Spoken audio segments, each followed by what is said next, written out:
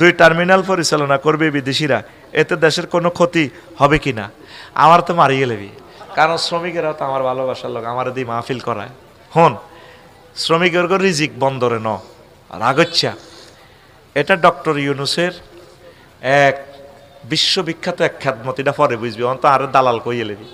কারণ কি জানস, এই যে কন্টেনারগুলো আটকায়, মোস্তফাভাবে মাল আনছে, এক একটা প্রিমিয় গাড়ি আনছে, হেন সাঁদা টাঁদা দেওয়ান ছাড়া গাড়ির দামে হয়েছে 8 লাখ টাকা, 60 লাখও যাই পড়ে। বিদেশির মাধ্যমে হইলে টাইম টু টাইম যদি এটা ডেলিভারি না হয়, ফাত করে রাষ্ট্রীয় কোষাগারে চলে যাব। আর বন্দরে যে আঙ্গো 130 টাকা তেল যে 500 টাকা করে, জাহাজগুলা খালাস করে না। ডক্টর ইউনুস তোদেরকে যে কি উদ্ধার করতেছে এটা বুঝবি তোরা পরে, ফেব্রুয়ারির পরে বুঝবি। এই জন্য কৃত্রিম সংকট বাজারের সিন্ডিকেট তৈরি করে, এই জন্য এটা বিদেশিরে দিয়ে দিছে। সারা সৌদি আরবের বিমানবন্দর কার আন্ডারে? তুর্কিস্তানের, তুরস্কে চালায়। তারপরে সিঙ্গাপুরের বিমানবন্দর, পৃথিবীর অন্যান্য রাষ্ট্র। অন্যদেরকে দিলে হয় কি জানস, সেবার মানটা ভালো থাকে। আফসারি যদি আফসারির হুতে যদি গেটটা খুলতো দে, এটা কন্ট্রোল হইতো না।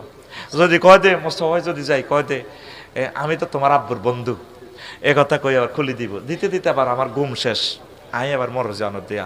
যেমন ক্যাডার একটা নিয়োগ দিও, আমি তো আফসারিবের বন্ধু, আমার 10টা মিটসুবিশি গাড়ি আছে, যাও তোমার এটা কত তারিখ, 30 তারিখ খালাস, যাও 30 তারিখে এটা ডকিয়ার্ডে উঠবে, তোমার লরিতে উঠবে, যাও। এটা এই কারণে দিছে বন্দর বেচে ন, যে মহিলারা আমাদের রাডারটা বিক্রি করছে 13,000 কোটি টাকা, বিমান চললে 1 মিনিট চললেও $500 করে পায়, এই টাকাটা উনি উদ্ধার করছে। আল্লাহরে মানুষটা, কথা ঠিক কিনা? বন্দর ওদেরকে পরিচালনার দায়িত্ব দিছে, বন্দর বেছে নো বেটা। পল্লী বিদ্যুতে আগে যে ওয়াবদা চালাইছে, দিছেনি বেতন, বিল দিত না, এখন ওয়াবদা তারের মতো সোজা, পল্লী বিদ্যুৎ তারের মতো সোজা করে দিছে। এইভাবে এটা একটা বেসরকারি খাতে দিছে আর কি। তো এখন আমাদের বাংলাদেশের কাউকে দিলে তো এই পরিমাণ প্রযুক্তি তাদের হাতে নাই। এটা বিশ্বের বিভিন্ন বড় বড় কোম্পানি আছে, এটা চালায়। যেমন সৌদি আরবের বিভিন্ন প্রজেক্টগুলা, ল্যান্ড প্রপার্টিসগুলো চালায় বিন দাউদ কোম্পানি। অন্যরা একটা দায় হাই কোম্পানির দিলে তো তুই জায়গা কিনছ 100 কোটি টাকা দি, ঋণ লইছ 200 কোটি টাকা, এখন ঋণ খাই তোর বিভিন্ন প্রপার্টিজের টিয়া খাই দাইব। এখন তুই সরকারি ঋণের তলে পড়ি তো মরবি।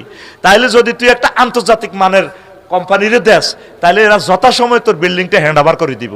এত কথা কয় না, কথা কো তোর ধর যমুনা সেতু, এটা কত বছরে লাগছে বেটা, 40 বছর লাগছে এটা করতে। কিন্তু গভর্নমেন্ট যদি চুক্তি করতো, স্যার আমরা